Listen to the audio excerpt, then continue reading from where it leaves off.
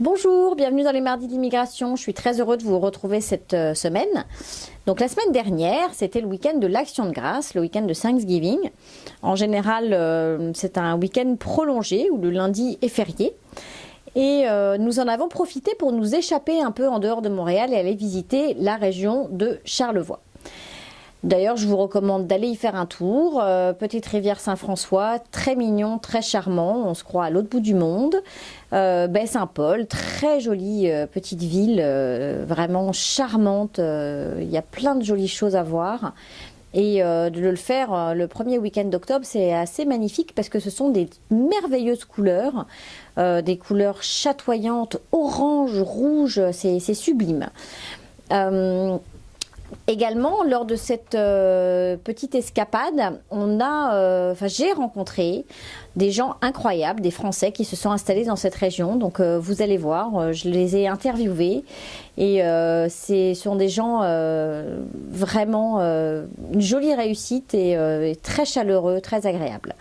En deuxième partie d'émission, avec Fabrice, dans la parenthèse immobilière, on accueille Patrick qui a immigré il y a très peu de temps puisque il est arrivé en août et il a un parcours immobilier assez intéressant, donc voilà, on va partager cette information avec lui. Et puis cette fois-ci Valérie arrivera en fin d'émission et avec Valérie on vous parle à nouveau des permis d'études. Donc voilà, écoutez, restez à l'écoute, plein d'informations dans cette émission et puis écoutez tout de suite l'interview de Charlevoix, donc vous allez voir, c'est original. La parole est à vous, vous est présentée par Du Côté de Montréal, partenaire de votre immigration. Raconte-moi un peu. Que voulez-vous savoir? Cette belle aventure. La belle aventure. 8 ans au Québec. Ouais. Et qu'est-ce qui vous a amené au Québec? L'avion. Ok, mais donc rêve. arrivé du Pays Basque, c'est ça? Pas tout à fait, on était en Béarn, la dernière destination. Ouais. Mais en fait, le Québec, c'était un vieux rêve. Je voulais venir depuis l'âge de 21 ans. D'accord. Voilà, et puis étant dans le sport et compagnie, donc on ne fait pas toujours ce qu'on veut dans la vie. C'est ça. On est venu plus tard. Ok. Voilà. Et l'idée de faire une chèvrerie, ça vous est venu comment? En parlant québécois ou en parlant français? Français. Alors, en parlant français, j'en avais plein le cul de la connerie humaine. D'accord. Donc j'ai décidé de travailler avec les bêtes. Ouais. Où c'est qu'en fait, il y a une réelle sincérité. On voit. Oui, voilà. Ouais, elle vous le rend bien, hein? Tout à fait. Excellent. Et si vous aviez un conseil à donner à des gens qui voudraient faire comme vous, venir s'installer au Québec, parce que vous êtes installé donc dans la région de Charlevoix. Oui.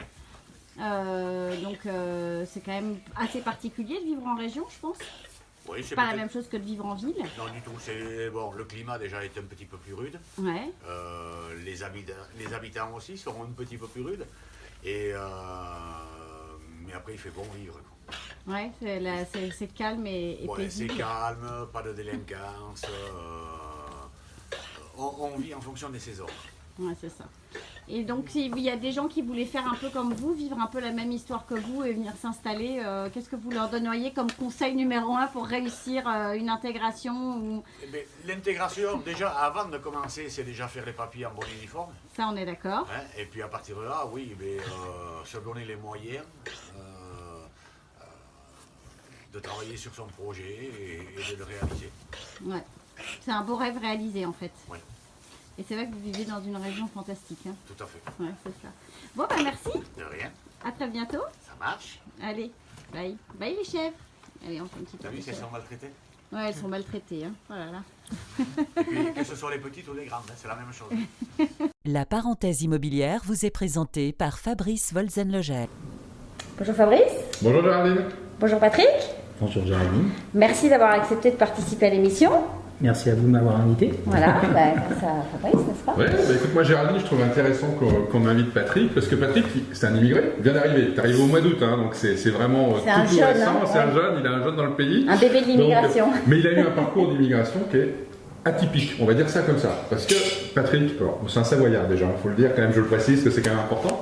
Il y a une association des Savoyards. Il y a une association des Savoyards, mais au-delà de ça, c'est un entrepreneur. Il a une entreprise en France qu'il a conservée. Il s'est fait accompagner ici par une entreprise spécialisée pour accompagner les entrepreneurs, donc c'est aussi une démarche qui est pas classique. Puis sur la partie immobilière, parce qu'on est quand même dans la parenthèse immobilière et c'est la partie aussi sur quoi on doit traiter, il a acheté tout de suite. Il n'est pas passé par la location, il a acheté tout de suite, ce qui est quand même relativement rare. Donc ça fait de Patrick un cas unique, cas exemplaire de l'immigration. Je suis unique. Donc c'est pour ça que je trouve intéressant de la mettre dans l'émission et qu'on en discute. Donc ce qui serait intéressant en fait, c'est que tu te présentes auprès de nos interlocuteurs. D'accord. Donc tu leur expliques qui tu es. Alors voilà, donc je m'appelle Patrick Darnis, je suis chambérien et je suis designer en ameublement, c'est-à-dire que je conçois tout votre aménagement intérieur, ça va de la cuisine au walk-in closet, la salle de bain, une bibliothèque, tout type de rangement, chambre à coucher, parentale et enfant. D'accord. Donc, voilà. Et c'est ce pourquoi tu es venu ici au Québec ? Exactement. Je suis venu au Québec parce qu'il y avait une volonté de ma part par rapport à déjà à une demande, parce que c'est vrai que dans notre pays maintenant, parce que je vais me considérer comme québécois, canadien, et donc c'est vrai qu'il y avait une demande au niveau du design et au niveau de l'ameublement, donc il y a eu une étude de marché de fait naturellement. Et pour quelle raison que j'ai quitté la France ? Parce que j'étais arrivé au bout du bout. Voilà, tout simplement, après 20 ans. Une envie d'ailleurs. Voilà, et surtout une vie nouvelle et besoin de nouvelles perspectives, et puis c'est surtout un nouveau challenge personnel. Parce que un nouveau défi, c'est ça qui fait le Je fonctionne de cette manière. Voilà. Ouais, non, c'est super. Et alors, est-ce que tu as décidé de... Alors, comment s'est passé d'ailleurs ce parcours d'immigration ? Est-ce que ça t'a pris du temps ? Est-ce que c'est quelque chose que tu as fait rapidement ? Est-ce que tu as monté une filiale de ton entreprise ? Ça, c'est un peu beaucoup de questions en même temps, mais quelle a été ta démarche ? C'est-à-dire qu'à partir du moment où tu prends ta décision, au bout de combien de temps est-ce que tu arrives au Canada ? Alors, le temps, ça a mis à peu près 1 an et demi, voire 2 ans. D'accord. D'accord, j'étais venu en décembre 2016 et pour une découverte, parce que j'ai fait appel à une société qui était spécialisée justement dans l'accompagnement des entreprises et des entrepreneurs pour venir s'installer à Montréal. Tu les as rencontrés comment, cette entreprise ? Par le biais d'une annonce qui avait été diffusée sur le Dauphiné, donc qui est un journal local sur Chambéry. Et après, avec le fil du temps, j'ai envoyé un mail, un courriel, et ensuite on a tout de suite échangé. C'est pour cette raison que ma venue en décembre a été très très riche, parce que je suis resté à peu près 3 jours. Et c'est vrai qu'après ces 3 jours, ma décision a été prise d'avoir cet accompagnant pour venir m'installer. Donc à peu près 1 année et demie pour m'installer et pour me permettre de faire toutes les démarches administratives qui sont l'immigration et l'intégration au niveau de ma compagnie. Parce qu'effectivement, comme je ne sais plus si on se tutoie, oui, on se tutoie, la démarche a été la suivante, c'est que je suis venu par le biais d'un visa intrafilial, donc j'ai gardé ma compagnie à Chambéry, qui m'a permis de créer une fille et qui m'a permis de créer cette société à Montréal, et donc de faire l'accompagnement nécessaire pour justement me permettre de venir à Montréal, à m'installer sur Montréal. Montréal, pourquoi Montréal ? Parce que pour moi c'est la ville dont j'ai toujours rêvé, très grande, cosmopolite, française, on parle le français, on parle le français. Et c'est vrai que par rapport à cette grandeur et puis à toutes ces possibilités et toutes ces découvertes qui m'ont permis justement de prendre cette décision, Montréal et pas une autre ville. Et les quelques mois que tu as passés à Montréal, pour l'instant, concrétisent que tu as fait un bon choix, tu es content, tu es satisfait ? Mais complètement, parce qu'il n'y a pas plus tard qu'une semaine dernière, je suis retourné en France pour des raisons professionnelles. Et j'étais très très content et ravi de rentrer sur Montréal parce que c'est vrai que je fonctionne comme ça et je crois énormément à mon destin, et je sais que Montréal sera ma ville de prédilection et ma vie qui me permettra de vivre pour le restant de mes jours. De tes jours. Et puis, si tu me permets juste, il faut féliciter Patrick parce qu'il est là depuis août, ce qu'on a dit, hein, oui. Et il a signé son premier contrat. Donc ça ne veut pas dire que les choses soient faciles, ça ne veut pas dire que c'est rapide, mais quand même. Il a fait, donc félicitations. Ouais, voilà, merci c'est beaucoup, juste ça. Merci beaucoup. On espère que ce soit le premier d'une longue lignée. Mais voilà. J'y compte bien, parce que ça ne va pas me permettre non plus de vivre indéfiniment. Non, c'est ça, mais c'est déjà pas mal. C'est un beau début. C'est un beau début. Tout à fait. D'accord. Et qu'est-ce que tu penses du réseau? Parce qu'il me semble que tu as connu Fabrice par le biais du réseau. Qu'est-ce que tu peux donner comme conseil à tous ces gens-là qui vont faire comme toi ou qui sont en train de faire comme toi? Alors, une chose qui est exceptionnelle au Canada et au Québec, c'est le réseautage. Le réseautage ici, c'est une usine à gaz et ça fonctionne à 200%. Donc, naturellement, le fait d'avoir rencontré Fabrice a été par le biais de ce réseau. Cette société qui m'a accompagné par rapport à mon immigration m'a mis tout de suite en relation avec Fabrice, qui nous a permis de visiter de nombreux condos, parce que ma décision elle était simple, je savais vraiment ce que je voulais et je voulais faire l'acquisition d'un condo. Et pourquoi acheter au lieu de louer? Alors, pour quelle raison? Parce que ce condo va me permettre de l'aménager à ma façon. Et de pouvoir présenter toutes les possibilités sur lesquelles je suis capable de faire et de proposer à mes clients de l'autre côté de l'Atlantique. Un peu comme un showroom, une salle de montre. Voilà, ça va devenir une salle de montre, effectivement, Géraldine, qui me permettra de faire le 5 à 7 et justement de pouvoir investir dans un aménagement qui m'appartiendra. Parce que on m'a bien expliqué que la location, tout ce que vous mettez en place, restait à la charge du propriétaire. Donc, j'ai oublié d'être bête. Moi, j'ai pas fait. Donc voilà, pour cette raison. Et puis de toute façon, j'étais déjà propriétaire.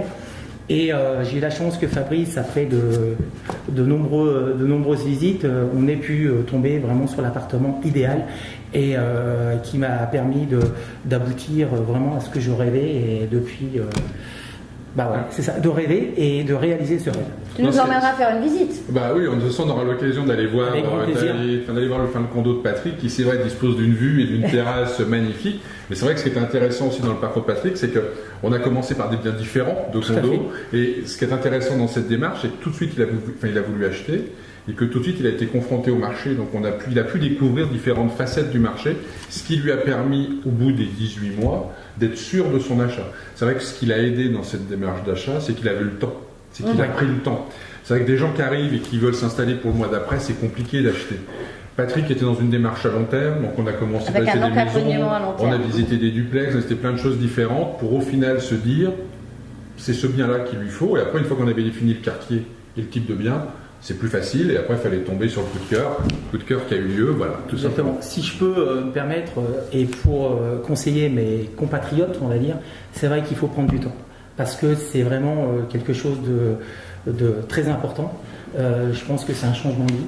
Contrairement à ce qu'on peut croire, nous Français, le Canada, ce sont des cousins, mais c'est complètement différent, donc il faut prendre le temps pour justement mettre toutes les chances de son côté. D'ailleurs, vous en êtes les personnes phares, je veux dire, vous êtes là depuis pas mal de temps. Et c'est vrai que je pense qu'il ne faut pas faire les choses dans la précipitation. Déjà, premièrement, c'est de l'argent. Et c'est vrai que tout ça, cet investissement, c'est quand même le fruit de nombreuses années de dur labeur. Et puis voilà, je veux dire, faut pas le flamber faut pas le flamber. Et c'est pour cette raison que j'avais toujours dit à Fabrice que de toute façon, l'investissement qui sera fait sera pour définitif, parce que mon but c'est pas non plus de repartir. J'ai pris un aller-retour pour mon immigration, mais je veux dire il n'y aura jamais de retour. Le seul retour que j'aurai en France c'est pour ma compagnie, mais par contre pour le restant ma vie est à Montréal. Donc le temps est vraiment important.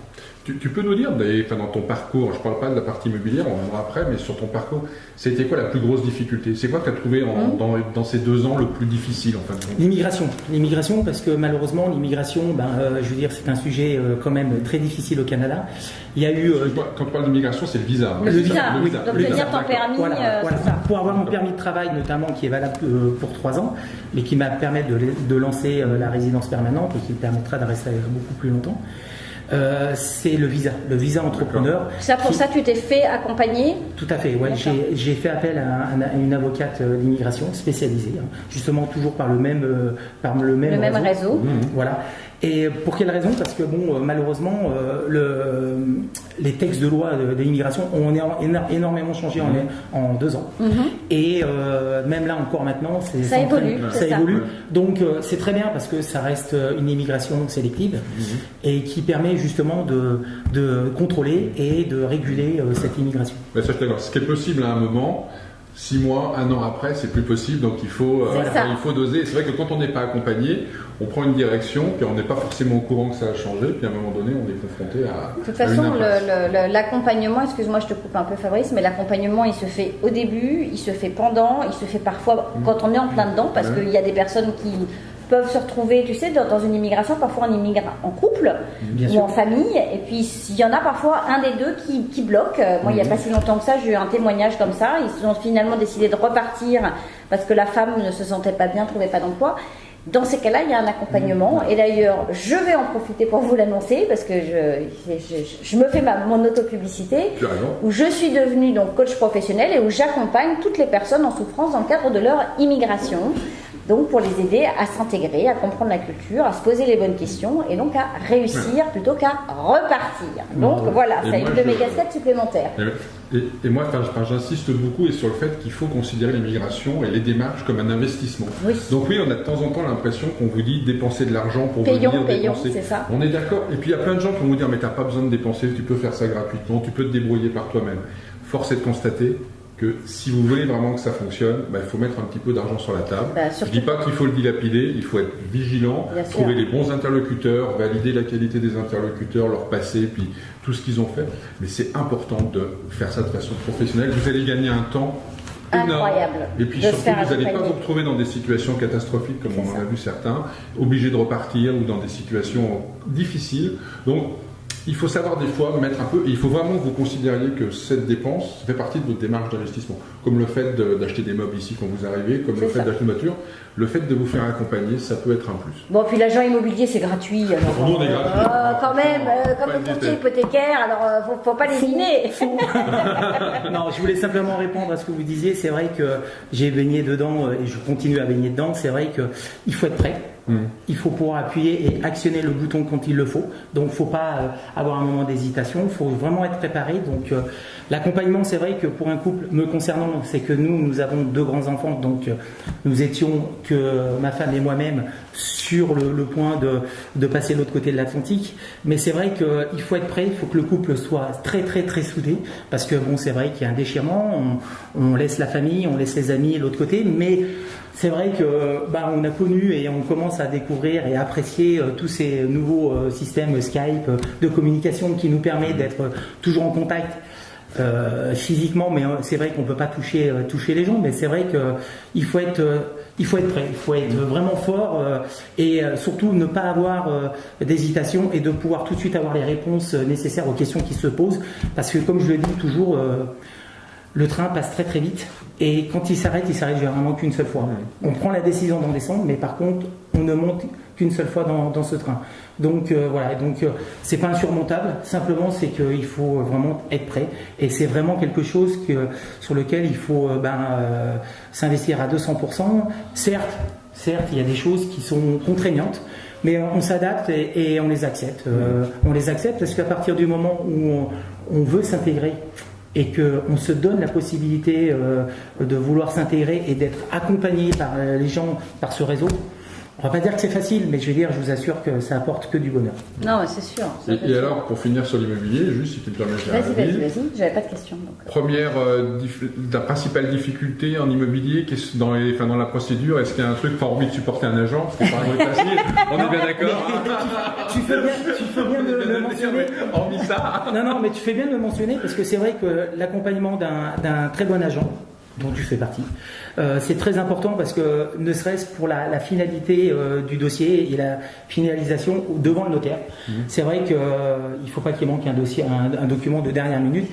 Et d'ailleurs, je voulais te remercier parce que tu le sais, il te l'a dit, le notaire t'a félicité par rapport à ce travail exemplaire.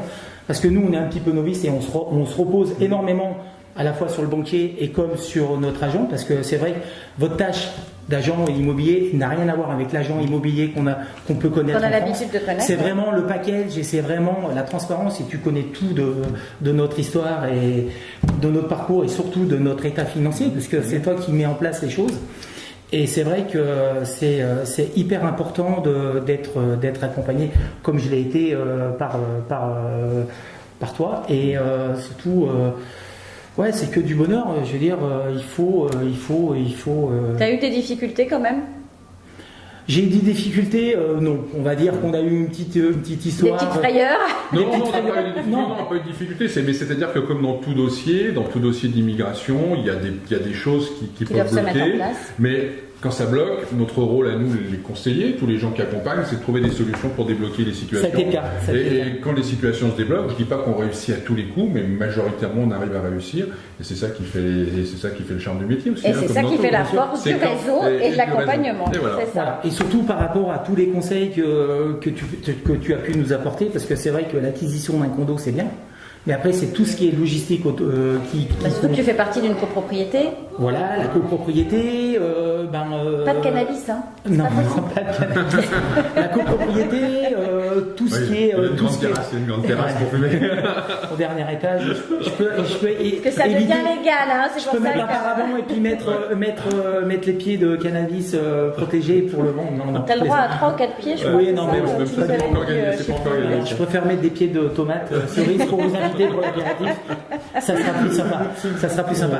Non, mais sinon après au niveau des papiers, bon, c'est vrai que Fabrice m'a toujours bien conseillé par rapport à toutes les démarches administratives, parce que bon, faut tout déclencher, hein, je veux dire.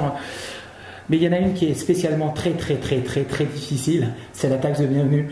Et alors à laquelle je vous parle, je dois faire mon chèque le 25 octobre.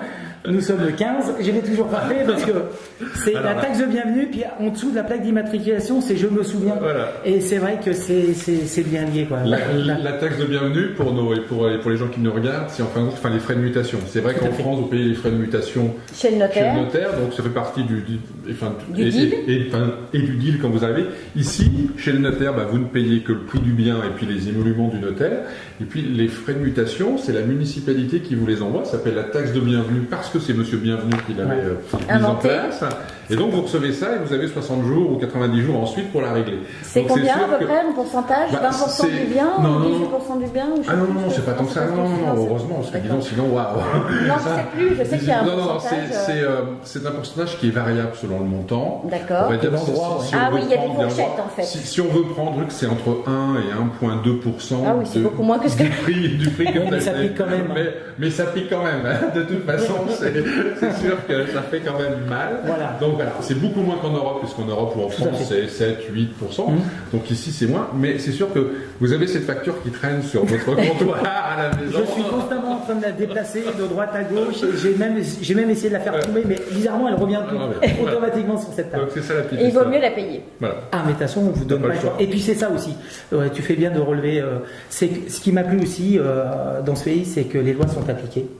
Et il n'y a pas de passe-droit, quoi. Je veux dire, c'est ça qui est bien. C'est que s'il y a cette rigueur, et puis c'est que du bonheur, quoi. Je veux dire, ça, c'est vrai que pour nous expats, on va dire, ça fait un bien fou, quoi. Je pense que vous êtes mieux placé que moi parce que depuis de nombreuses années que vous êtes là, mais c'est vrai que moi, ça fait un peu plus de 2 mois maintenant. Je suis retourné, comme je vous l'expliquais la semaine dernière, en France, et c'est vrai qu'il y a automatiquement des choses qui m'ont ravivé justement ce mécontentement et ces choses que je ne veux plus voir et que je ne verrai jamais au Canada. Et ça fait vraiment, c'est vraiment appréciable. Bon, je pense qu'on a conclu sur Il le est fait en qu'il pleine faut lune venir. de miel. Il est en pleine lune de miel. Non, mais de toute façon, voilà, c'est ça, il faut être positif. Non, et mais puis, c'est de toute façon, c'est un choix. Donc, je ne suis pas là pour critiquer. Et j'accepte. Et je fais les choses pour que, justement, en les acceptant, ça m'apporte que du bien-être et du bonheur. C'est sûr, c'est en les acceptant que... Donc, venez tous. Venez tous. Soyez pas trop nombreux quand même. Non, l'un après l'autre, parce que sinon, ces messieurs-là seront débordés. Mais venez, renseignez-vous, faites vos devoirs comme on dit ici, regardez, posez-vous les bonnes questions. C'est une terre d'opportunités, c'est pas facile, mais il y a des vraies opportunités. Et ne restez jamais seul. Voilà. Tout à fait. Voilà. Soyez patient et appuyez sur le bouton pour actionner. Et ben voilà. Voilà, Ça, c'est une c'est belle une super conclusion. réponse. Voilà. Bravo. Merci. Merci à vous. Et puis nous, Merci Géraldine. à la Et semaine n'oubliez prochaine. pas. Ah oui, n'oubliez pardon. pas, Oh à chaque là fois, là. la parenthèse immobilière à commercial ou @gmail.com si vous avez des questions, si vous voulez en savoir plus, s'il y a quoi que ce soit, etc. On est là, on répondra avec grand plaisir. C'est ça, vous voulez refaire votre cuisine, votre closet, walking closet, votre placard, hein, vous nous écrivez, on vous mettra en On vous relation. mettra en relation. Votre Avec grand plaisir. serviteur. Merci Allez. beaucoup. Merci à tous. Bye bye. Conseil de pro vous est présenté par Valérie Flatt, consultante réglementée en immigration canadienne. Bonjour Valérie. Bonjour Géraldine. Bon, alors aujourd'hui, j'avais assez envie que tu nous parles de nos étudiants, des permis étudiants, parce qu'on a la session La session d'hiver qui arrive. Oui, c'est vrai, là, il faut se préparer. Voilà, et puis C'est c'est vrai maintenant ou jamais. qu'il y a quand même aussi bien des jeunes que des adultes qui envisagent De venir étudier au Québec. étudier au Québec. Donc, Et puis voilà. des courageux qui veulent venir en plein hiver. Ouais, c'est clair. Et nous, on est encore avec des températures sympathiques. Clémente, mais l'hiver arrive. C'est ça. Et donc, il y a la session d'hiver qui commence généralement en janvier. Mhm. Donc, plus ou moins proche. Là, il y a des cégeps qui peuvent commencer vers le 10, le 15. Ouais, c'est ça, entre puis le 10 et le 20 janvier, Ouais, quoi. généralement, entre le 10 et le 20 janvier, c'est reparti, mon kiki. C'est ça. Donc, c'est maintenant que vous devriez déjà avoir trouvé finalement votre petit programme et fait votre demande d'admission. Il y a d'ailleurs, de fait, vous êtes un peu en retard parce qu'il y a beaucoup d'universités. C'était jusqu'au 30 septembre pour les inscriptions. Donc, si vous ne l'avez pas fait avant, bah là, C'est ça. Alors, il y a encore les cégeps pour certains. Ouais, il y a les universités. universités. Mais ça ne dure pas très longtemps. Hein, Voilà. donc, Bon, sinon, on peut se préparer pour la session d'automne. d'automne, donc août C'est 2019. ça. Et ça, c'est à partir de janvier. Bah, il faut le faire vite. Hein. 2019 qu'il faudra le faire, il faudra c'est le ça faire vite aussi. Hein. Là, C'est tout ça, c'est avant avril. C'est ça, c'est entre janvier 2019 et avril 2019. Ouais, Donc, il faut être voilà. aussi très très rapide. C'est ça. Bon, après ça, il y a des listes d'attente, il y a toujours moyen de s'inscrire aux dernières minutes, mais suivant le programme, si c'est contingenté, vous n'aurez plus de place. Ok. Donc, il faut y penser. Donc préparez-vous. Et puis là, si vous avez donc obtenu votre lettre d'admission, donc là, c'est que vous avez bien préparé présenté votre dossier avec tous les documents nécessaires pour pouvoir avoir une place dans une école ou une université. Vous recevez votre lettre. Et on est d'accord, excuse-moi, qu'il faut quand même, si possible, si on vient étudier et que derrière, on imagine qu'éventuellement on resterait, Ouais. qu'il vaut quand même mieux trouver une formation qui soit reconnue et qui permette de bénéficier du programme de l'expérience québécoise. Ah bah dans l'idéal, de toute manière. Alors, Parce qu'il y en a quand même qui arrivent à trouver des formations qui ne sont pas reconnues par le programme d'expérience québécoise, oui, oui. Mais qui arrive quand même. qui arrivent quand même, bien qui sûr. arrivent quand Après, même. ils vont travailler pendant Dans 1 an ou 12 2 mois, ans. Voilà, c'est donc ça. vous avez deux cas de figure. Ou vous choisissez un des diplômes qui finalement vous donne un accès direct à la résidence permanente, ou vous choisissez un certificat, on va dire que ce sont des formations complémentaires. C'est-à-dire que les diplômes en direct, vous faites une formation diplômante qui vous donne un diplôme reconnu par le ministère de l'Éducation, ça c'est sûr, qui vous donne accès à la résidence permanente, ou vous faites une formation complémentaire, donc ce sont des AEC, des DESS, ce genre de petits certificats. Moins de 1800 heures en général. Ouais, c'est des petites formations assez courtes généralement, mais qui ne sont pas une formation complète. C'est des bouts de formation C'est qui ça. viennent compléter vos diplômes. Votre statut et ce que Voilà. vous êtes, ouais. Voilà, donc ces petits diplômes, ils ne vous donneront pas la résidence permanente Derrière, directement. il faudra te faire Certains vous ouais. donnent un droit d'accès au permis de travail post-diplôme Post-diplôme, qui vous d'accord. donne par la suite accès à la résidence permanente si vous arrivez à accumuler 12 mois d'expérience de travail. C'est ça. Mais c'est vrai que dans l'absolu, si vous êtes quitte à venir faire des études, essayez de prendre un diplôme qui vous donne accès directement à la résidence PEQ, permanente, c'est ça ça. sera moins stressant. C'est sûr. Moins stressant, plus rapide, du coup vous y gagnez en temps. Et puis surtout, on se rappelle que la loi a changé et puis que finalement le conjoint qui vous accompagne, Ah, c'est vrai. qui a droit à un permis de travail ouvert, lui, Pendant la durée de des vos études, c'est ça. lui, il peut accumuler ses 12 mois de travail en tant que salarié, j'insiste sur salarié et pas travailleur autonome. C'est ça. Hein, il faut qu'il soit salarié, le conjoint. Donc, dès que le conjoint a obtenu ses 12 mois d'expérience de travail, c'est lui qui peut déclencher la demande de résidence permanente. Donc, à voir, à étudier. Vous Exactement. savez qu'il y a ces deux possibilités, deux stratégies, deux plans d'action. Donc, à vous de voir quelles études vous voulez faire et est-ce que le conjoint va être capable ou pas de travailler au Québec à temps plein. Sachant que là, il n'y a plus de catégorie 0 A ou B. Non, le C'est conjoint ça. peut Le être conjoint serveur peut être ou vendeur dans un magasin. Ça va pendant compter un an. comme C'est l'expérience. ça. Donc, c'est quand même important. Donc, quand vous faites votre demande depuis l'extérieur du Canada, vous êtes donc dans votre pays d'origine, vous faites des demandes de permis d'étudiants, de permis de travail ouvert pour le conjoint. Au Québec, vous avez besoin d'un CAQ, un certificat d'acceptation du Québec. Les enfants qui vous accompagnent, qui ont plus de 5 ans et demi, doivent obtenir un CAQ permis d'études. Alors il y en a qui me disent oui, mais c'est pas vrai parce que quand on est au Québec, si l'un des parents a déjà un permis d'études ou un permis de travail, les enfants ils peuvent étudier avec un permis de visiteur. Oui, mais ça c'est bien beau, ça c'est dans l'option où vous seriez déjà au Québec et puis tout d'un coup vous obtenez vos permis d'études et de travail. Mais quand vous êtes de l'extérieur, vous devez faire ces demandes. Ok. Oui. Non, je rebondis parce que c'est vrai que nous, à l'époque, on nous avait pas donné le permis d'études pour les enfants. On va vous laisser rentrer avec les enfants en qualité de visiteurs, c'est pas le problème. Ça les empêchera pas d'étudier. Ça va pas les empêcher. Il y a certaines écoles qui vont vous demander. Il y a des écoles qui vont vous demander le CAQ quand même. C'est ça. Okay. Déjà en partant. Suivant le niveau d'études des enfants, ça va être obligatoire d'avoir CAQ permis d'études dès qu'on dépasse le secondaire. C'est ça c'est sûr. Ça c'est sûr. Ça c'est sûr. Et puis par ailleurs, pensez bien que les enfants dépasser dans le secondaire, c'est 16 ans. Hein. Oui, c'est ça. Puis le secondaire, même le secondaire québécois, ils doivent faire du bénévolat. C'est obligatoire dans leur cursus scolaire. Le bénévolat, ici, vous n'avez pas le droit de le faire si vous n'avez pas un permis de travail. Or, les étudiants, dans leur permis d'études, ils ont un accès à 20 heures. À 20 heures de travail sur campus ou hors campus. C'est ça. Donc, c'est vraiment important que ces enfants ne soient pas tout d'un coup bloqués. On leur demande de faire du bénévolat. Oui, mais moi, je suis juste un statut de visiteur. J'ai le droit de rien faire. Ce genre de choses. Voilà, un petit stage, une petite formation, un petit truc sympa. Bah non, lui, il n'aura pas droit. Donc, moi, je dis, pourquoi faire simple pourquoi faire compliqué quand on peut faire simple. Quand on peut prévoir à l'avance les choses et puis quitte à demander parce que de toute manière vos enfants s'ils arrivent en statut de visiteur, il n'y a rien qui oblige l'agent à lui donner le statut de visiteur pour toute la durée de votre séjour. Et s'il est malin, il peut très bien, normalement ils le font pour les enfants. L'inverse est beaucoup plus compliqué pour les parents de fait, mais pour les enfants, généralement ils donnent pour la durée le statut de visiteur pour la durée du permis d'études des parents.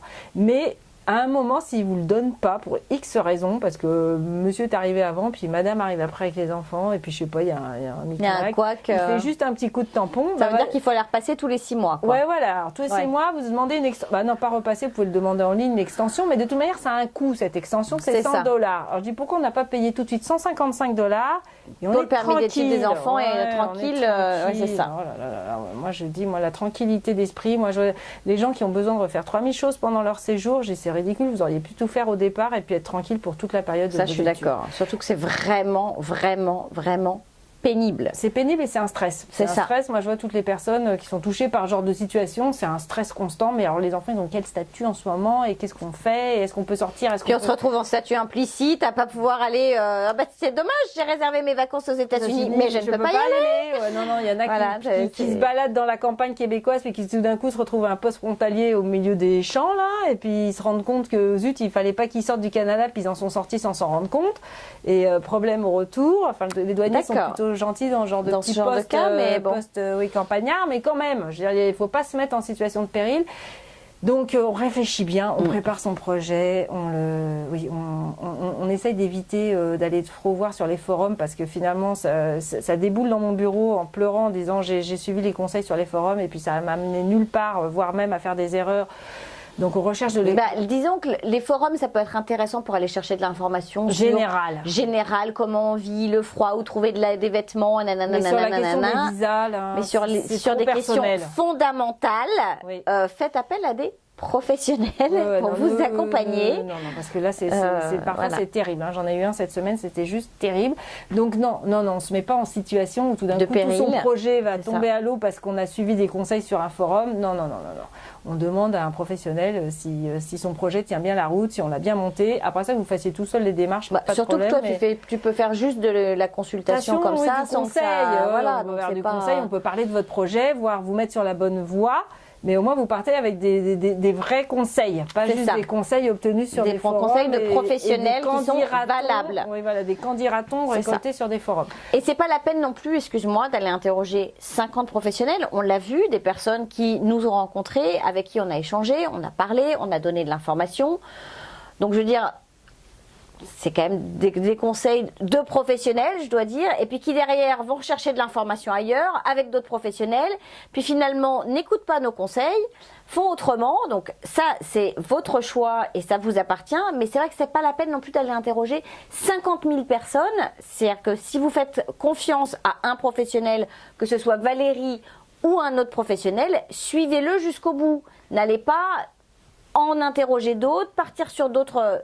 Suivez votre professionnel, faites-lui confiance. La confiance est importante dans le cadre de cette immigration. Ouais. Donc vous pouvez ne pas faire confiance à Valérie si vous voulez. Il n'y a aucun problème. Mais en tous les cas, on part avec quelqu'un, on part avec quelqu'un et on y reste jusqu'au bout. Oui, parce que le changement de cap, là, ça peut être dangereux aussi. Donc, non, Donc j'avais besoin de préciser ça. Excuse-moi, mais je voulais en parler. Nous avons eu ce cas qui m'a agacée. Je voulais en parler. Voilà. Bon, là, ça c'est dit.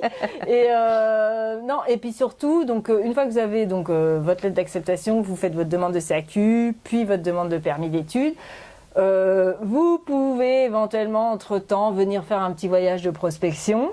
C'est sûr. C'est pas mal. Bon, l'avantage, enfin, je dirais que l'idéal, ça aurait été de le faire avant pour voir l'école, si ça vous plaît vraiment, le programme. Et bon, exactement. Bon, si vous n'avez pas eu le temps de faire le voyage de prospection, vous êtes aventurier, c'est parfait aussi. Les journées portes ouvertes, c'est octobre-novembre. Donc, si vous envisagez d'arriver l'année prochaine pour la rentrée 2019, ça pourrait être intéressant de venir faire les portes ouvertes et de voir les programmes. Hein. Ouais, les programmes, rencontrer les professeurs, c'est pas mal. Ouais, non, c'est sur tous les sites internet des cégeps, des universités, c'est en ce moment-là, octobre-novembre. Donc préparez-vous. Voilà, exactement. Donc ça c'est bien aussi. Et puis il y a des anciens élèves qui peuvent vous parler des programmes. Alors, sur ce coup-là, les forums c'est très bien. Pour le coup, c'est sûr. Là, si vous voulez faire des échanges de comment ça s'est passé votre programme, qu'est-ce que vous avez apporté ou pas. Bon, de ce côté-là, l'expérience elle est très bien partagée sur les forums. Maintenant, tout ce qui est côté visa, c'est vrai que faites les choses bien et puis considérez que votre cas il est unique. C'est ça. Vous pouvez pas vous comparer aux autres. C'est ça. Bah oui, mais un tel m'a dit que lui, il avait eu. Mais non, c'est pas comme ça que c'est traité. Non, c'est chacun.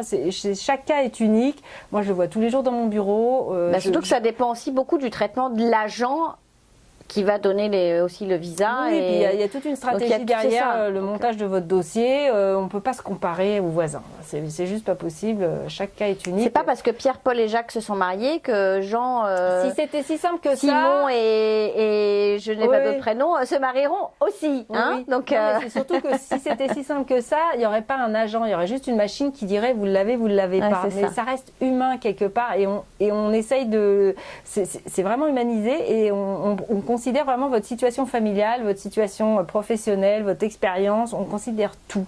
Et c'est un tout et ça ne vous appartient qu'à vous. Donc faites en sorte que votre dossier reflète votre réalité à vous et pas la réalité du voisin pour qui ça a marché. Donc voilà, c'est comme ça que ça marche.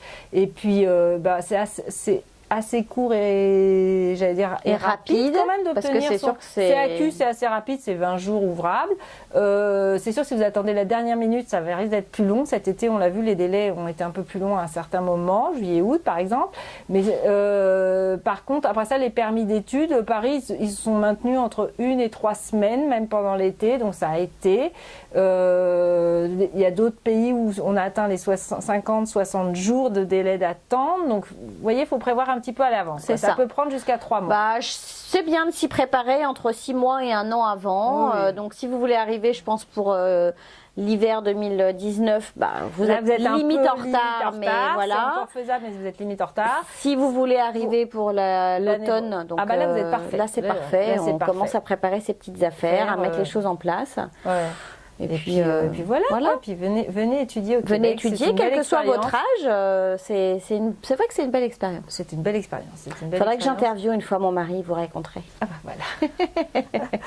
Et voilà pour le permis d'études. Très bien. Et alors n'oubliez pas, je reviens sur ce qu'on s'est dit 5 minutes avant, mais parce que ça a fait une espèce de pop-up dans ma tête. Quand vous choisissez un professionnel pour vous accompagner, c'est un partenariat avec ce professionnel. Donc c'est vraiment un échange de confiance entre vous et lui. Et c'est vrai que voilà, on est vraiment là pour ça, pour vous suivre. Donc, évitez de changer 50 fois et faites confiance, même si à un moment donné, vous êtes dans la panique et dans le stress, faites confiance dans le professionnel que vous avez choisi. Voilà. Merci Géraldine. Voilà, sur ce, on se retrouve Bonne semaine et à la semaine prochaine. Bye Valérie. Bye.